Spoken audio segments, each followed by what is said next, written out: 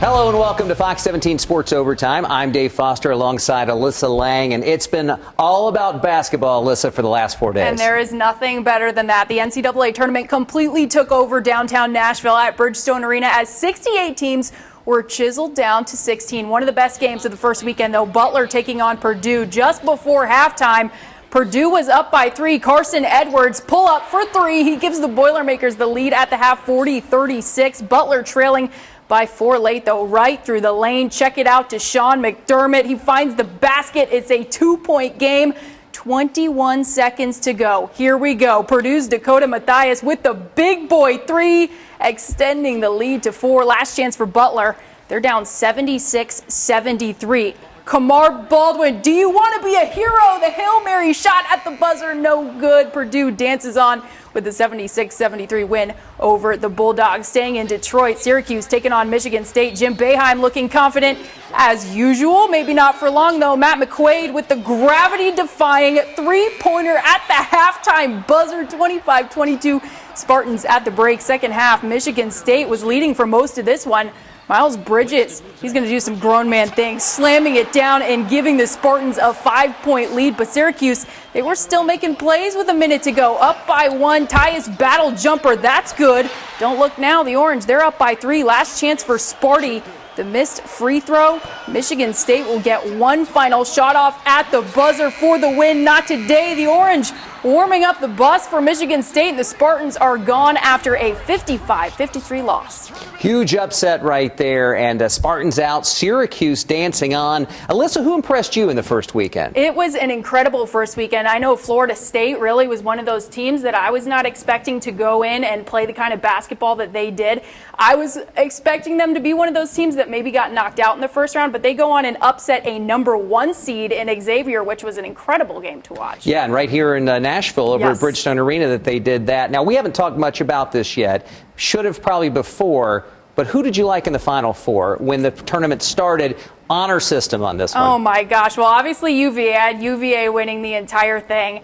To be honest, I did not fill out a bracket this year because This was the year I said I had it. I'm not going to try to get creative. I'm not going to try to get fun with any of it. I wanted to do one with total Cinderella teams. So I was picking Radford. I was picking UMBC. I was picking all those guys. But I had Virginia predicted to win the whole thing. That's obviously not going to happen. Well, and UMBC was the talk of the first weekend, too. The one great thing about not filling out a bracket, you can't be wrong about anything. I can't lose, and I can't lose any money. You can't lose. All right, well, somebody's got to go to the Final Four. We'll see who that is as the tournament progresses. More college basketball talk when Fox 17 Sports Overtime continues.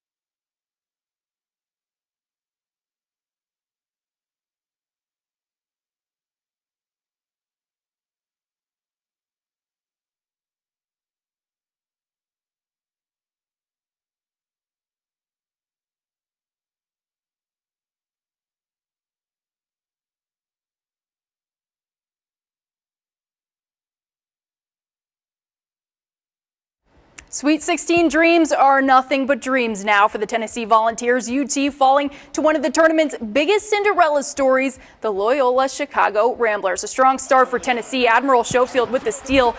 He's going to finish it, too, with the slam. He scored 11 points in the game's first 5 minutes, but Tennessee, they start going cold from the field after that. They start slipping behind. Loyola Chicago opening up a 10-point lead. With just over 4 minutes to go, the Vols' chances not looking good until a late run starts to change the tempo. Lamani Turner burying the corner 3. UT pulling to within 2 points with a minute to go. Tennessee getting it inside to Grant Williams, who gets the basket and one. He will make the free throw, put the Vols up by a point, but the last 2 possessions, they decide this one. Clayton Custer getting the lucky roll to go in for the Ramblers, giving them a 1-point lead. 3.6 to go. Back on the other side, Tennessee hurrying up, trying to get the ball to former Brentwood Academy star Josh Bone. His final shot would not go down. Tennessee's season ends with a 63-62 loss to Loyola Chicago.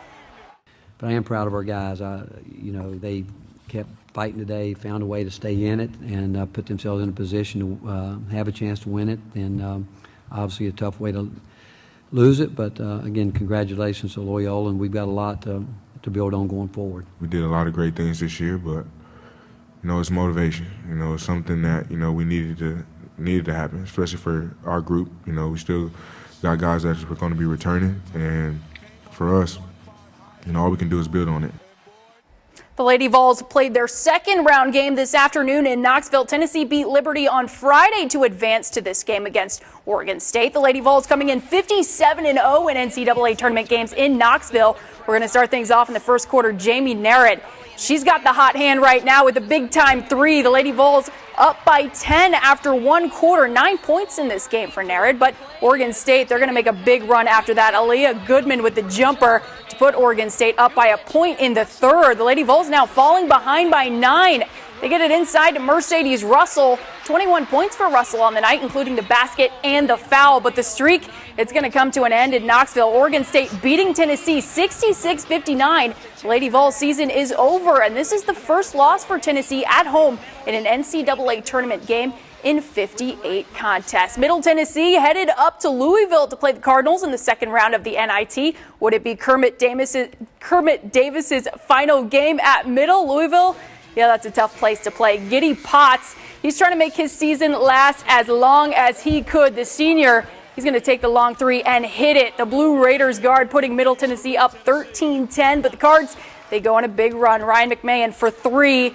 Louisville, they're going to go up by 13, 37-24 now in the third quarter. Blue Raiders trying to rally. Nick King with 2 of his 24 points here to lead the Blue Raiders with a nice drive to the bucket. But Louisville, they'll end the NIT run for the Blue Raiders. Jordan Wara with the icing on the cake here. The Cards advance to the next round with an 84-68 win over the Blue Raiders. Now Middle begins the search for a new head basketball coach.